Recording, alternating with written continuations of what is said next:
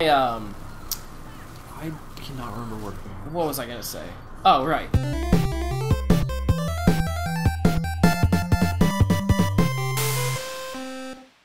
So, I've beaten every Halo game on Legendary single player. Yes. And it's very rewarding. I played 1 and 2. Very, very rewarding. Very, very difficult. But here's the thing. Why isn't it balanced? And that's what frustrates me. Yeah. I would rather have more enemies kicking my ass than the same enemies being overpowered. More enemies that are the same strength as they were before. Yeah. Make it hard. I agree. Don't make it cheap. If an elite can punch me in the face through my Mjolnir armor and I just die in one hit, that sucks, okay? Because I can hit him twice to knock his shield off and then 3 more times to kill him. Like, that's not fair. That's just lame, okay? Yeah. I think Destiny does a pretty good job of doing this. For example, in Destiny, they have shields, but they don't scale their health based on difficulty. They scale it based on what level you are versus the level of the characters. It's based on like how much like damage you can do or penetration you can do to actually hit them. But do damage. You can see Bungie's roots there. Actually, I want to ask you something because you've actually played through the real game, and I've only played like trials and stuff.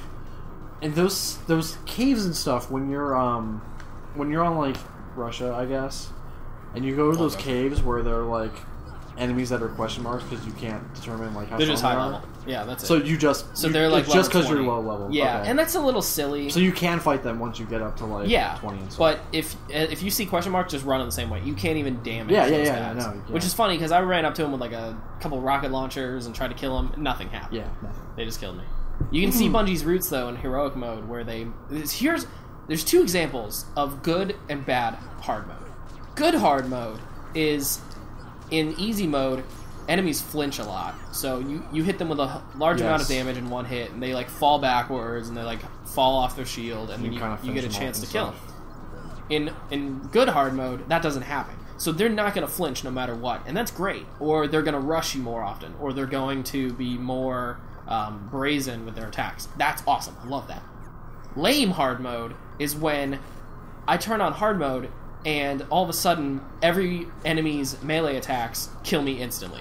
So I can't get close to any enemy to do panic damage. Right. That's lame. I don't like that. That just doesn't seem fair. Why are they suddenly overpowered that way? Like, if they made it fair where I can kill anybody else in one hit, that's fine.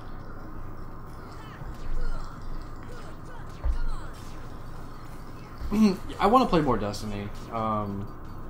I really wish I could just go out and buy it, but I kind of don't want to until I get my PS4. Because I have characters on PS3, but it was just through the free download and stuff, so I don't really want to like invest in it and then have to buy it again later. What the hell? Okay, so this is the reason why I hate this game, and I didn't notice it as much when I was a kid because I didn't understand how games work. But this game runs on like trigger events, so you have to like before you can get something to happen, you have to do something else. And by what I mean by that is you have to like hit a certain location. So see, like I was running around this whole area, but nothing happens until I go into that room and then leave. I don't even have to talk to the guy. There's nothing I have to do. I just have to go out into the town, fight some guys, come back, fight some guys here that aren't normally here, go into that shop, come out, and then this happens. And you're Squall from Final Fantasy VIII. I can't think of another game where this has happened, but that does bug me.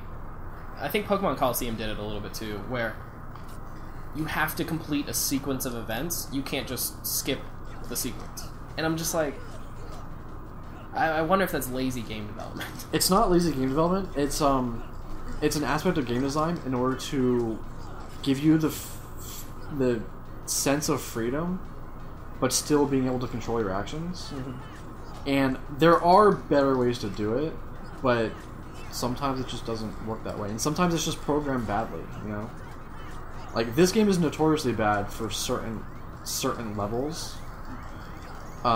Specifically, freaking Deep Jungle, which is the Tarzan level, is really bad. It's awful. Come on, I need to beat him. This is actually a really hard fight if you don't like grind and get good. Ugh. Oh, I got it. Correct. Key to the face. Key to the face. That's a fight that you can lose and then you keep going because you're supposed to lose technically. So you can win. There are games again where I'm blanking on which ones they are, but there are games where they make it impossible to beat a boss. Mm-hmm. She is so underdressed. They make it impossible to beat a boss, but they kind of let you try. Mega Man Zero is a great one. I finally thought of it. Mega Man Zero, you can't win that first boss fight, but you can try. And you know what's a big shame? And eGrapper explained why you can't beat him. Like, why you're not supposed to be able to beat him during Mega Man X. But in the Mega Man X remake for PSP, you can beat him. They put that in the game. So see, it kind of ruins the whole point. Like, the first time you play through a game, you're always going to lose because you don't know the boss's strategy. Yeah. But, like, if you've played it 15 times, you know the strategy, you know which keyframes to literally attack in. You should be able to beat him, just for fun. I suppose, but it's literally part of the story, like, that you lose that fight. Like, if you were to start X from scratch and play through that first level and then beat Vile, like... But he doesn't... What's... Like, why would you go to all the other stages? Like, just go kill Sigma. Just do it. Touche. Just chase Vile down and take out Sigma. I can't even argue that. Touche. That makes sense. Fine. Berg. But I've destroyed Vile in my mind because I really did a good job of beating him. If you just dash jump over him, shoot him a lot... Yeah, theoretically, you should easily be able to beat him. But... story-wise, like, it's just not... It shouldn't be part of the game.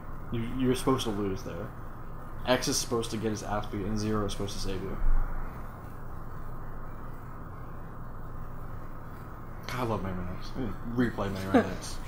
Last time I did it was a couple years ago. I did it for Extra Life. Me and James raced playing it. And he beat him.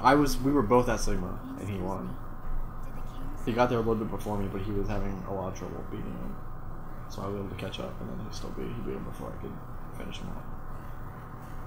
It's a good race, though. I wish I still had it recorded. Alright. After this cutscene, we'll save, and then we'll switch to Smash. Or play Smash for a little bit. Oh, these cutscenes just... they've aged so badly. This game has aged so badly. No, you can't even play the PS2 one anymore. This one's still bad, but they improved it enough that you could play it. The PS2 one is just... like, after you play Kingdom Hearts 2, you can't go back. It's like... for me, it's like Mass Effect 2. Some people still like Mass Effect 1 a lot, but I really found it hard to play Mass Effect 1 after 2. Interesting. Because it was so much better. Sure. It was just so much better designed. It felt better to play. And that's usually what I'm talking about. I don't mean, like, the game itself. It's just the feeling. Like, Assassin's Creed's another example. 1 was great when you first played it, when it first came out. But as soon as 2 came out, 1 was a piece of crap. Like, 1 literally was You're like, nope. An awful game. I would never play 1 again. What the heck? Did he upgrade it, or did he take it away? He took it. The Keyblade chooses its wielder. Curious. It's got the Mickey thing on it, but nobody even told him why that is. Nope. Of course. Who is she? That's Eris from Final Fantasy 7. And why is she here? They're all here because their world was destroyed by the Heartless. Jumped to our world.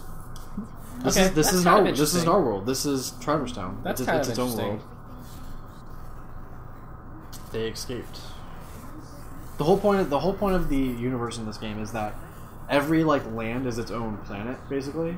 So there's Destiny Islands, there's Traverse Town, there's Disney Castle, there's Deep Jungle, there's Agrabah, there's the Olympus Coliseum, there's Halloween Town, Neverlands. All these are planets.